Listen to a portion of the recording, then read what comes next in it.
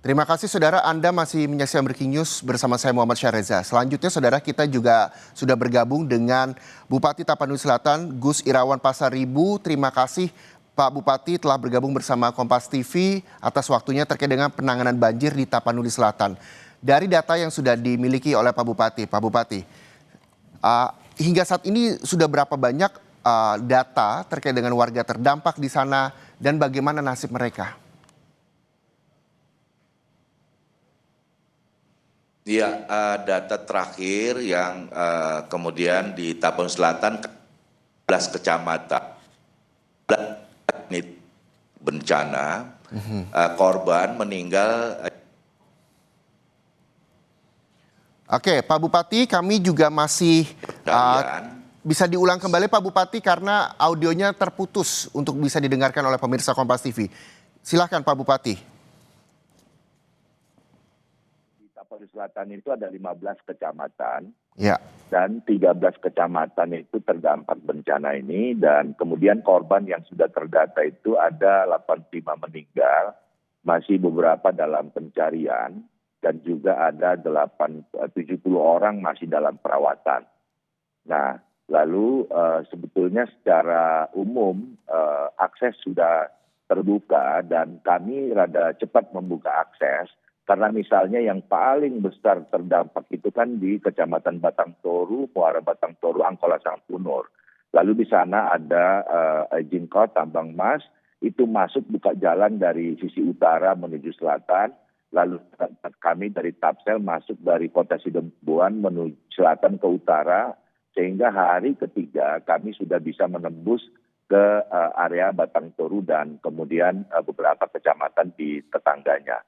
Meskipun memang hingga sekarang masih ada beberapa desa dusun yang belum bisa dijangkau oleh mobil, tetapi kami bisa pastikan logistik semua bisa sampai ke lokasi terdampak, di mana mobil belum sampai nanti akan ada berantai dengan sepeda motor untuk sampai menjangkau masyarakat kami yang ada di penampungan-penampungan.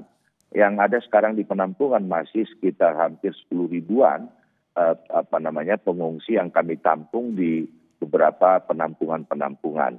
Tetapi memang beberapa daerah kami di samping belum terjangkau oleh kendaraan roda 4 katakanlah, masih banyak desa kami yang kemudian listriknya masih sekarang belum on. Dan saya tahu masalahnya respon. Ya, saya kira respon yang saya merasakan respon pemerintah pusat, semua saya kira unsur yang ada. Kemarin Pak Dirut PLN datang ke Tapsel, kami sarankan untuk keroyokan dari daerah-daerah tetangga kami yang tidak terkena bencana, sekarang sudah berada di Tapsel semua petugasnya. Bahwa kemudian masih ada beberapa desa ya katakanlah yang belum teraliri listrik, itu memang adalah karena jalan belum terbuka, yang sekarang menjadi konsentrasi untuk segera membuka jalan, sehingga teman-teman PLN bisa masuk untuk menyambung transmisi. Karena di Tapanuli Selatan sesungguhnya listrik ini hanya persoalan di jaringan saja.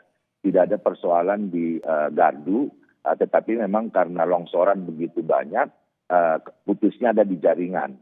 Tetapi harus memang kemudian jalan sudah terbuka, sehingga PLN bisa masuk untuk menyambung jaringan-jaringan yang terputus. Demikian Mas Reza. Iya, ada sejumlah listrik yang juga masih belum semuanya on dan karena itu akibat jalan yang belum terbuka.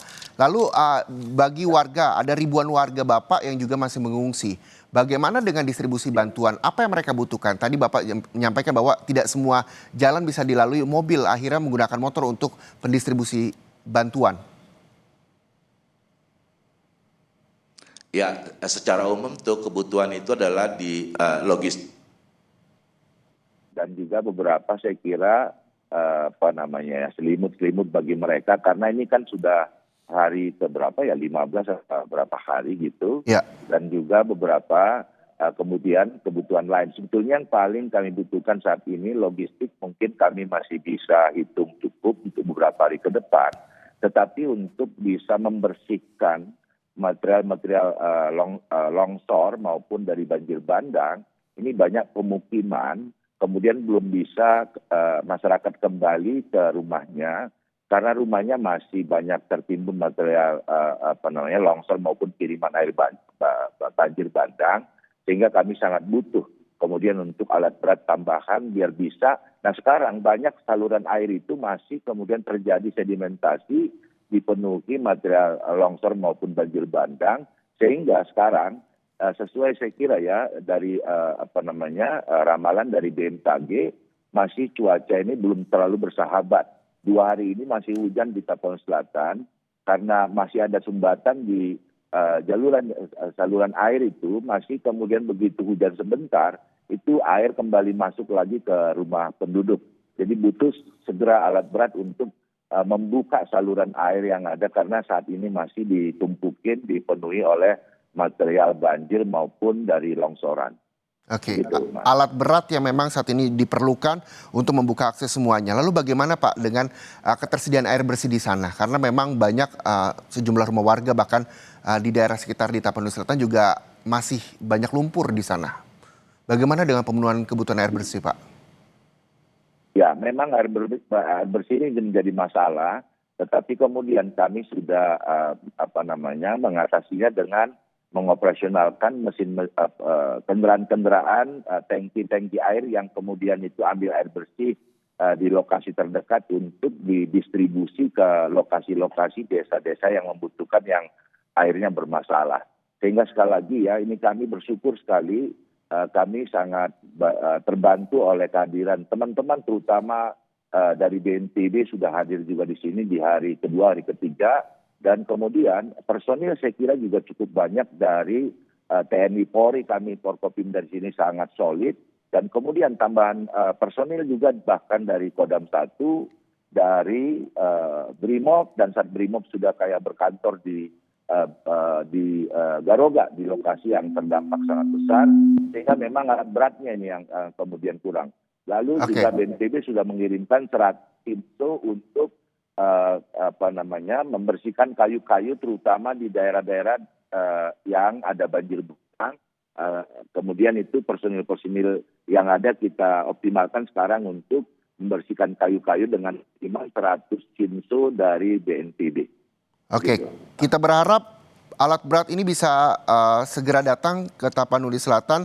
Ada yang mendengar, pemerintah terkait mendengar sehingga pemulihan pasca bencana di Tapanuli Selatan bisa segera dilakukan. Terima kasih atas waktunya sekali lagi Gus Irawan Pasaribu, Bupati Tapanuli Selatan bersama Kompas TV berbagi kisah, berbagi cerita bagaimana keadaan saat ini di Tapanuli Selatan. Terima kasih sekali lagi, sehat selalu Pak Bupati. Dan saudara, informasi terkait dengan dampak bencana di wilayah Aceh, Sumatera Utara dan juga